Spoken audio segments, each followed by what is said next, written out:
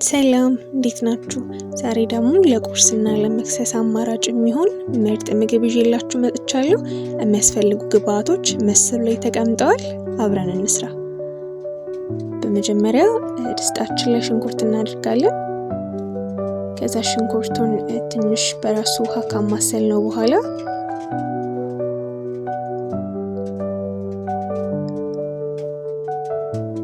ከዛ እላዩ ላይ ትንሽ ዘይት እናደርጋለን።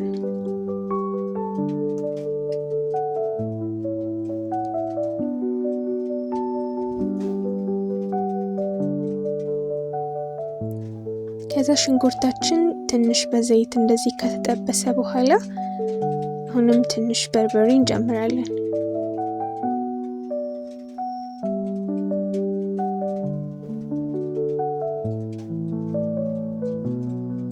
ከዛ በርበሬውን ከሽንኩርቱ ጋር በደንብ አድርገን ከደባለቅነው በኋላ በርበሬውና ሽንኩርቱ ትንሽ እንዲጠበስ እንተዋለን ማለት ነው።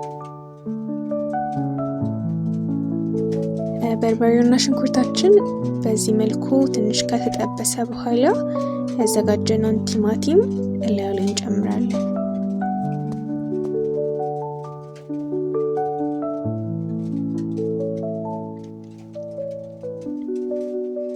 ከዛ እንደዚህ በደንብ እንደባልቀውና ትንሽ እስኪበስል እንጠብቀዋለን።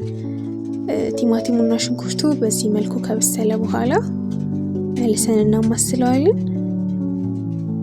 ከዛ እንዳይዝብን ትንሽ ውሃ ጠብ እያደረግን እናማስለዋለን።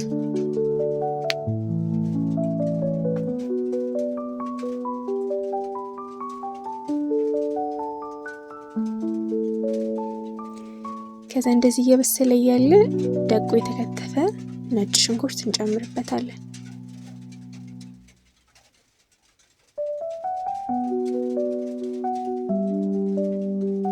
እንግዲህ ስልሳችን በእንደዚህ አይነት መልኩ ተጠብሶ ደርሷል ማለት ነው። ከዛ ላዩ ላይ ትንሽዬ ጨው እንጨምርና ከዛ በደንብ እናማስለዋለን። ከዛ በኋላ እናወጣውና ወደ ቀጣዩ እንሄዳለን። ቴስቲ ሶያ እንደዚህ ለብ ባለ ውሃ ለ5 ደቂቃ አካባቢ ገንፈል እናደርገዋለን። እሱን ካወጣን በኋላ መጥበሻ ላይ ዘይት እንጨምራለን።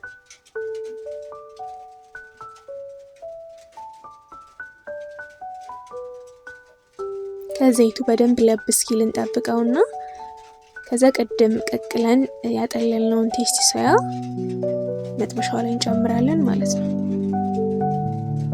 ከዛ በኋላ ሁሉም ፓርት መጥበሻው እንዲያገኘው በተን እናደርገዋለን።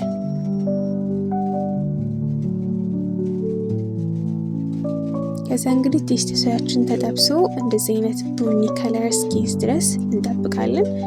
ከዚህም በላይ ቡኒ እስኪሆን መጠበቅ ይቻላል። ከዛ እሱ እየበሰለ ያለ በትንሽ እቃ ላይ ፍርኖ ዱቄት፣ ካሜራ እና ጨው እንጨምራለን።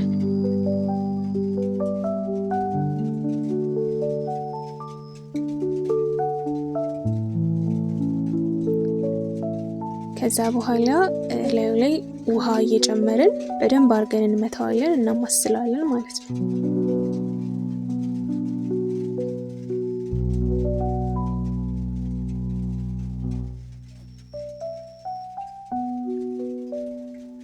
እና ቀጠን ያለ ሊጥ ስለሆነ የምንፈልገው ሊጡ እንዳይወፍርብን ውሃ እያየን እንጨምራለን።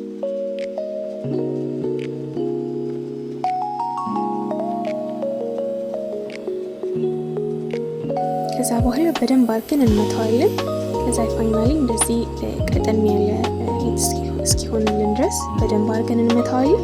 ከዛ በኋላ መጥበሻችንን እናግላለን። እንዳይዝብን ትንሽ ዘይት እንጨምራለን። ከዛ አሁን የበጠበጥነውን ሊጥ መጥበሻው ላይ እናፈሰዋለን ማለት ነው። ከጨመርነው በኋላ መሀሉ እንዳይወፍር እንደዚህ ቀስ አድርገን ወደ ዳር እናዳርሰዋለን።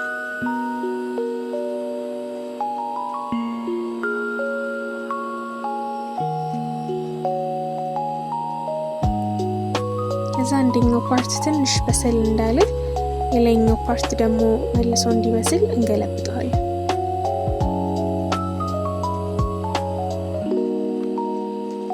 ከዛ እንግዲህ በሁለቱም ሳይድ እያገለባበጥን ትንሽ ቡኒ የመሆን መልክ እስኪይዝ ድረስ እናበስለዋለን። ከዛ በኋላ እንግዲህ ቴስቲ ሶያችን ደርሷል። ቅድም የሰራነው ቁሌት ላይ ቴስቲ ሶያውን እንጨምራለን፣ የጠበስነውን ቴስቲ ሶያ። ከዛ በደንብ አድርገን እንደባልቀዋለን ማለት ነው። ከዛ የጋገርናቸውን ቂጣዎች ደግሞ እንደዚህ በትንንሹ እንቆራርጥና ድስት ውስጥ እንጨምራለን። ከዛ ቁሌቱ ሁሉም ቦታ እንዲዳረስ በደንብ አድርገን እናማስለዋለን ማለት ነው። በስተመጨረሻ እንግዲህ ይሄንን የመሰለ ምግብ እናገኛለን። አመሰግናለሁ።